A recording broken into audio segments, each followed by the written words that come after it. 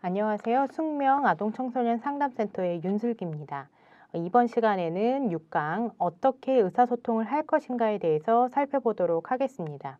우리 아이들과 의사소통을 하는 것들을 잘 살펴보면 싸우게 별거 아닌 이야기에도 싸우게 되는 경우도 많고, 우리 아이는 왜 이렇게밖에 이야기를 못할까, 혹은 우리 아이와 이야기하는 것들이 너무 힘들다라고 여겨질 때도 있을 것 같습니다. 그래서 이번 시간에는 ADHD 아이들이 보여지는 의사소통의 특성과 그런 부모나 교사가 그런 아이들과 대화할 때 어떠한 자세를 가지고 이야기를 하면 좋을 것 같은지, 그래서 부모와 교사들이 가질 수 있는 어떤 태도, 방법들에 대해서 살펴보도록 하겠습니다. 자, 먼저 ADHD 아동의 의사소통적인 특성에 대해서 살펴보도록 하겠습니다. 자, 의사소통의 특성에는 언어적인 것들도 있고 비언어적인 것들도 있죠. 그래서 언어적이라고 하는 것들은 우리가 말을 통해서 이야기하는 것들이 언어적인 거고, 비언어적인 특성이라고 하는 것들은 우리가 가지고 있는 어떤 몸짓이나 제스처, 또 말의 투, 이런 것들이 비언어적이라고 할 수가 있겠죠. 자, 먼저 충동성 및 과잉 행동을 보면, 자, 첫 번째, 타인이 말을 할 때 경청하지 않는 모습을 볼 수가 있습니다. 그래서 잘 듣지 않는 거죠. 그리고 두 번째, 지나치게 수다스럽게 말을 하는 건 역시 어떤 특성이 될 수가 있습니다. 그래서 너무나도 말을 많이 하는 거예요. 이런 것들도 의사소통의 특성이 될 수도 있고, 또 질문이 끝나기도 전에 성급하게 대답하는 것, 또 차례를 기다리지 못하는 것, 또 다른 사람의 대화를 방해하고 간섭하는 것. 뭐 친구가 막 이야기하고 있는데, 우리 집에 뭐 이거 뭐 엄마가 어제 이거 사줬어, 막 이렇게 이야기를 했는데, 그거에 대해서 그 친구는 자랑하고 싶은데 그거를 끝까지 듣지 않고 중간에 뭐 그거 되게 안 좋아, 뭐 우리 집에 그거 있었는데, 막 이렇게 중간에 끊고 막 이야기하는 것들 포함한다라는 거죠. 또 타인의 비언어적인 의사소통을 읽어내지 못하거나 의사소통에서 암묵적으로 정해진 규칙은 의식하지 못해 상황에 맞지 않는 말을 하거나 이해하는 데 어려움이 보일 수 있다는 것입니다. 그래서 울고 있는 아이에게 장난을 친다든지, 선생님이 이미 화가 났는데 그 화가 난 선생님에게 선생님 화를 더 북돋는 이야기를 한다든지, 이런 식의 이야기를 할 수도 있다는 것입니다. 또 산만함이 있는데요. 의사소통의 흐름을 잃고 주제에 벗어나는 말. 선생님이 이야기하고 있는 것과 전혀 다른 거를 이야기한다거나, 아니면 어제 친구들이 어제 TV에서 했던 것들에 대해서, TV에서 봤던 것들에 대해서 이야기를 하고 있는데 생뚱맞게 뭐 다른 얘기를 한다든지, 이런 것들, 주제에서 벗어나는 말. 그러면 친구들과 계속 말을 이어나가기가 어렵겠죠. 또 대화의 내용 및 이야기에 조직화하여 유창하게 하는 것. 예. 이야기를 하는데 막 자꾸 듣고 있는데 막 무슨 얘기인지 모르겠어. 막 자꾸 이 말이 저 말인지 무슨 말인지 알아듣지 못하는 것. 유창하게 말을 잘 못하는 것. 네, 이런 것들도 어떤 특징이 될 수 있겠죠. 그리고 세 번째로는 주변 상황을 잘 주시하지 못하고 넘어가는 것들로 인해서 구어와 비구어, 그리고 상황적인 단서를 놓쳐서 사회적인 관계를 만드는 것. 이런 것들도 있겠고, 또 실행기능에서 라고 볼 수 있는데, 이 실행기능을 우리가 앞서서 보지 않았습니까? 인지적인 특성에서. 그래서 이 실행기능이라고 하는 것들이, 다시 한번 잠깐 설명을 하자면, 오케스트라의 어떤 지휘자의 역할을 하는 것이죠. 그래서 아동의 머릿속에 많은 것들을 조화롭게 하는 것인데, 이 실행기능이 안 되는 부분으로서 타인과의 의사소통을 하는 것 역시 영향을 미칠 수가 있다라고 하는 것이 합니다. 자, 그 다음으로 비언어적인 특성이 있는데요. 이 비언어적 특성, 표현, 표정, 몸짓, 제스처, 말의 톤, 아까 이야기했죠. 그래서 ADHD 아이들은 이 비언어적인 의사소통에서도 어려움을 보입니다. 그래서 근데 왜 그럴까요? ADHD 아이들의 특성을 이해를 하면 왜 그런지 이해가 가능할 텐데, 비언어적이라고 하는 것들은 되게 순간의 찰나에서 이렇게 얼굴 표정이 묻어난다든지, 아니면 어떤 제스처라든지, 이런 것들이 계속 지속되고 있는 건 아니지 않습니까? 그렇기 때문에 그 상황에 집중하고 그 상황에 이렇게 몰입하고 있을 때 그것들이 보여지고 느껴지는 것인데, ADHD 아이들의 경우에는 그 상황에 그것들을 보지 못하고 넘어가는 경우도 많고, 또 그것들을 봤는데 그게 무슨 뜻인지 알지 못하고 넘어가는 경우가 있을 수도 있는 것이죠. 그렇기 때문에 부주의함과 어떤 충동성적인 면, 그런 것들을 보기 있기 때문에 비언어적인 의사소통을 캐치하고 넘어가는 데 어려움이 있을 수 있다라고 하는 것입니다. 예, 밑에서도 나와 있죠. 주변을 주의 깊게 바라보지 않고 넘어가기 때문에 사회적 단서에 대해서 무감각적인 특성을 보일 수가 있고, 또 상대방의 대화 단서를 알아차리지 못하고 듣는 입장에서나 말하는 입장에 서 있을 때 바라보는 시선이라든지 말의 운율적인 단서 등을 알아차리지 못할 수 있다라고 이야기하는 것입니다. 자, 우리가 어떤 말투라고 하는 것들이 있잖아요. 그래서 그 사람이 하고 있는 것들의 말투. 네, 그게 말은 아니라고 했지만 사실 말투에서 보면 엄청나게 하고 싶다라는 것들이 말투가 포함되어 있을 수도 있는데, 그런 것들을 알아차리지 못할 수가 있다라는 것입니다. 또 타인의 마음을 헤아려 말하기보다는 자신의 말만 하거나 부적절한 몸짓을 사용하여서 대화에 방해를 주기도 합니다. 네, 이런 비언어적인 특성을 가지고 있습니다. 그럼 어떻게 소통하는 것들이 좋을까 이제 살펴보도록 하겠습니다. 자, 첫 번째로는 긍정성을 유지하는 것입니다. 긍정성이라고 하는 것들이 무엇일까요? 그 상황에 대해서 긍정적으로 생각하는 것들을 이야기를 하는 것이죠. 그래서 사실 이 긍정성을 유지하는 게 가장 중요한 부분이라고 할 수가 있겠는데요. 그래서 ADHD 아이들을 보면 그 아이들이 어떤 상황이나 대화하는 거에 있어서 긍정적인 강화를 받는 것, 즉 칭찬을 받거나 너 말 너무 좋다, 너 그런 말 되게 잘했어, 막 이런 식의 되게 좋은 이야기를 듣는 것들은 되게 드물겠죠. 그런데 그것들이 그 아이들에게서는 굉장히 필요한 일이라고 하는 것입니다. 그래서 이들은 그 인지적으로도 어떤 그 상황에 대해서 왜곡해서 받아들일 수가 있기 때문에 그 아이들에 대한 어떤 평가절하라든지 잦은 다툼으로 인해서 낮은 자존감을 지니기 때문에 그 아이에 대해서 가족만큼은 긍정적으로 이야기할 수 있고 긍정적으로 어떤 상황을 바라볼 수 있게끔 해주는 부분들이 일정 부분 필요하다라는 것입니다. 물론 너무 긍정적으로 바라보는 아이들도 있습니다. 그렇지만 그렇지 않은 아이들도 있기 때문에 그런 아이들의 경우에서는 그 상황에 긍정적으로 볼 수 있게끔 얘기하는 것들이 필요하다라는 것이죠. 그 두 번째로는 ADHD 아이들에게서 한 발 물러서는 것이 필요합니다. 그래서 어떻게 보면 부모의 입장에서 볼 때 지금 삶이 일상적으로 평범하게 지내는 것이 다른 사람들과 같이 평범하게 식당에 가고 평범하게 뭔가 하고 막 이렇게 하는 것들이 되게 꿈과 같은 일상이 될 수도 있지 않겠습니까?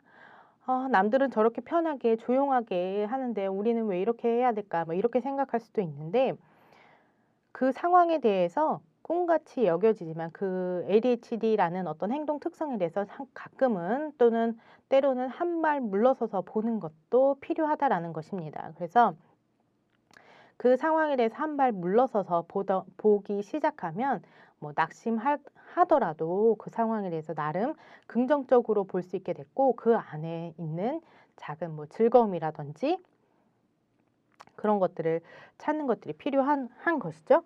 그래서 비록 다른 특징이 있어라도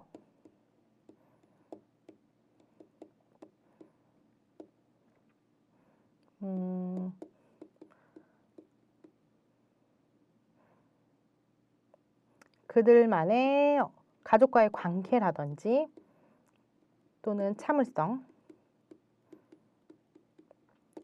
있더라도 그것들에 대해서 낙심하지 말고 최대한 웃도록 하는 것입니다. 그래서 부모가 자식을 믿고 있다. 내가 너를 믿고 있어. 너가 비록 그렇게 행동을 하더라도 나는 너와 함께 있는 시간이 즐겁고 우리 가족은 너를 지지한다라는 식의 어떤 그 어려운 상황, 그 특징, 것들에 대해서 때로는 한 발 물러서서 보는 것들이 필요한 것입니다. 또 세 번째로는 가능할 때 긍정적인 강화물을 사용하는 것입니다.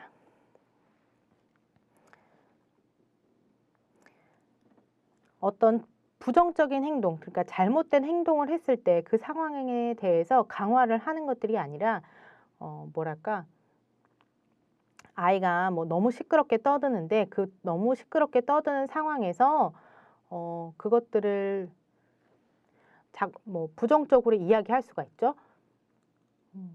너 이렇게 자꾸 시끄럽게 떠들면 너가 가지고 있는 집에 있는 장난감 더 이상 가지고 못 놀게 할 거야. 뭐 이런 식으로 부정적으로 강화를 할 수도 있는데 그렇게 부정적인 강화를 하는 것 대신에 잘했을 때 강화를 해주는 것들이 필요하다라는 것입니다. 그래서 잘했을 때 맨날 시끄럽게 떠드는 아이가 오늘은 왠지 조용하게 뭐 식당에서 있는다. 그러면 와, 오늘은 진짜 식당에서 조용하게 있네. 와, 오늘 진짜 멋있다 하면서 말로써 칭찬을 해줄 수도 있고 또 다른 아이가 원하는 어떤 긍정적인 강화를 해줄 수도 있겠죠. 그런데 이런 강화는 생각해뒀다가 그 식당을 나와 집에 가서 너 아까 식당에서 되게 잘했더라. 이렇게 이야기하는 것들이 아니라 그 식당에 있을 때, 잘하고 있을 때 그때 바로바로 즉각적으로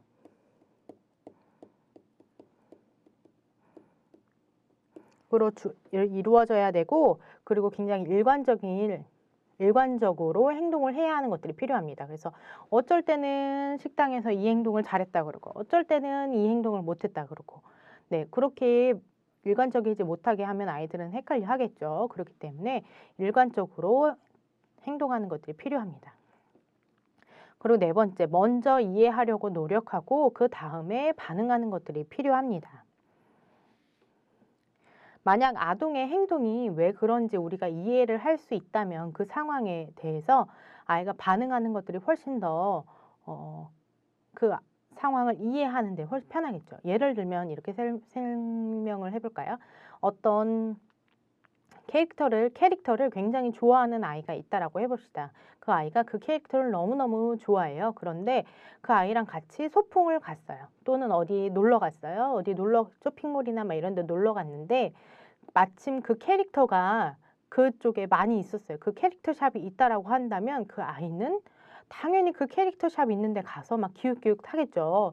엄마가 뭐 다른 데 있더라도 엄마랑 아빠가 다른 곳에 가서 이걸 보자고 할지라도 그것들이 눈에 들어오겠습니까? 자신이 너무 좋아하는 그 캐릭터 샵만 머릿속에 들어오겠죠. 그렇기 때문에 그 캐릭터 있는 샵에 가기 위해서 막 몸부림을 칠 거고 가고 싶어서 막 안달복달 하는 그런 모습을 보이겠죠.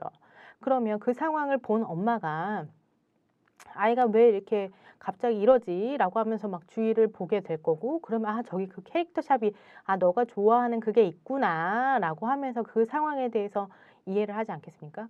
네가 그래서 지금 이렇게 몸부림을 치는구나 라고 이해할 수 있는 것처럼 우리가 그 상황에 대해서 먼저 이해하려고 노력을 하고 난 다음에 그 다음에 얘가 그게 지금 긍정적인 강화를 받아야 될 만한 일인지 아니면 훈육이 필요한 상황인지 이런 것들에 대해서 분별하는 게 필요하다라고 하는 것입니다.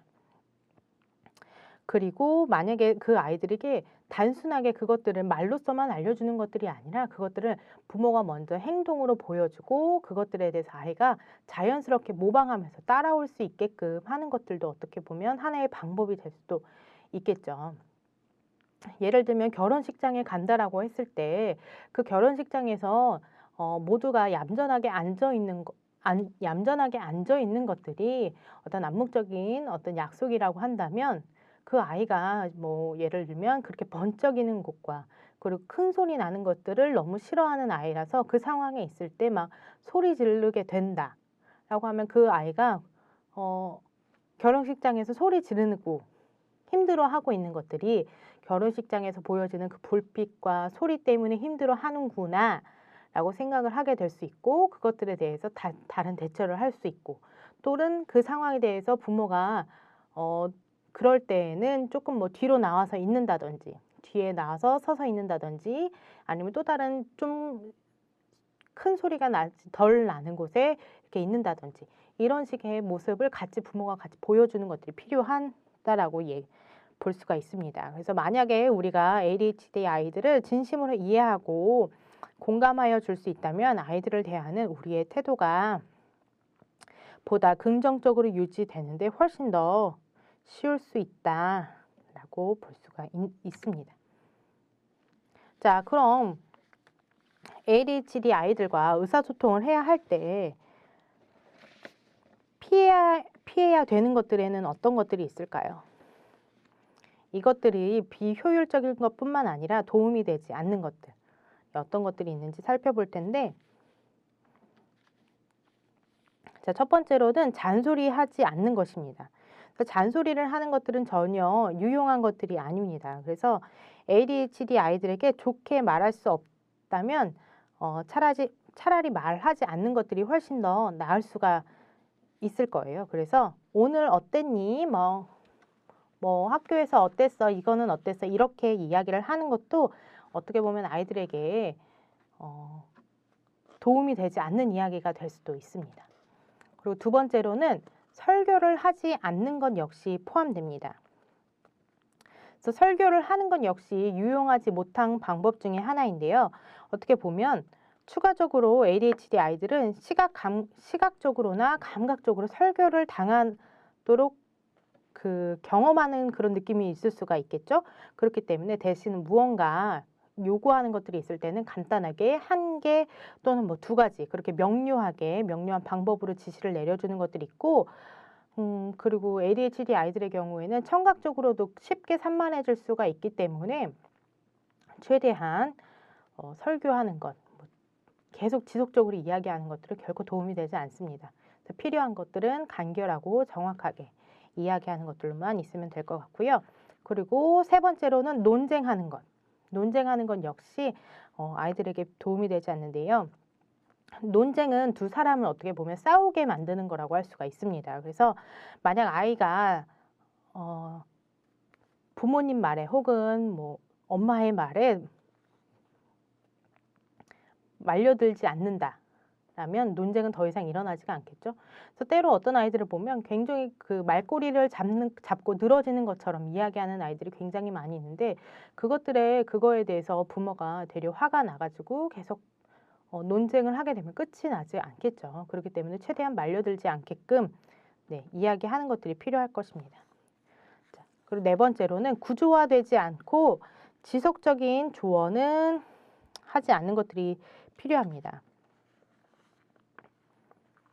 만약에 핸드폰 게임을 하고 있는 중에 아이가 핸드폰 게임을 하고 있는 중이라면 그 게임을 하고 있는 아이에게 뭐 다음 주에 있을 공부에 대해 학업적인 계획에 대해서 이야기한다거나 뭐 숙제에 대해서 이야기를 한다라고 하면 그 아이가 그 상황에서 핸드폰 게임을 갑자기 멈추고 엄마가 물어보고 있는 어떤 학업적인 질문에 대해서 대답하는 하는 것들이 결코 좋을 리가 없고 그렇게 잘 되지도 않겠죠. 그렇기 때문에 어떤 조언을 하는 성인이 ADHD 아이들에게 이야기할 때는 그런 상황은 좀 피하는 것들이 필요합니다. 그래서 어떤 그 학업적인 것 또는 중요한 것들에 대해서 이야기를 하려고 한다면 그러한 상황을 만들고 그런 분위기 속에서 이렇게 간단 명료하게 이야기하는 것들이 필요하다라고 이야기할 수가 있습니다. 혹은 뭐 우리 이따가 뭐 너 저녁 먹고 나서 이거에 대해서 이야기를 해보자 라고 하는 것처럼 이렇게 미리 사전에 이야기를 할 수도 있죠. 그래서 그 아이가 그 밥 먹기 전까지 혹은 그 이야기를 하겠다라고 고지한 그 시간 전까지 어떤 부모가 이야기한 것들, 학업적인 것들에 대해서 먼저 한 번쯤 생각해 볼 수도 있고, 그래서 갑작스럽게 질문에 대해서 질문을 듣게 되는 그런 경우가 없게끔 미리 얘기를 해주는 것도 하나의 방법이 될 수도 있을 것 같습니다. 그래서 끝으로 ADHD 아이를 키우다 보면 마치 아이를 바라보는 타인의 부정적인 시선이나 어떤 모습 그런 것들이 부모를 향한 인신공격처럼 보여질 수도 있습니다. 근데 그리고 부모는 자신을 ADHD 아동을 어떤 치료하는 치료자로서 느껴질 수가 있는데, 근데 생각해 보면 ADHD 아이들도 아이이지 않습니까?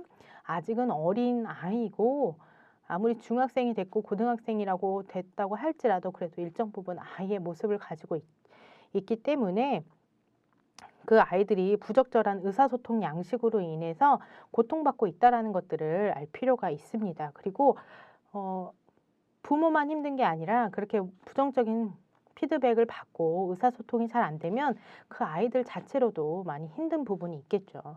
그렇기 때문에 그리고 그 행동을 스스로 조절하는 건 역시 어렵고 네 그래서 그런 어려움이 있다라는 것들을 알아주시면서 우리 아이들과 대화할 때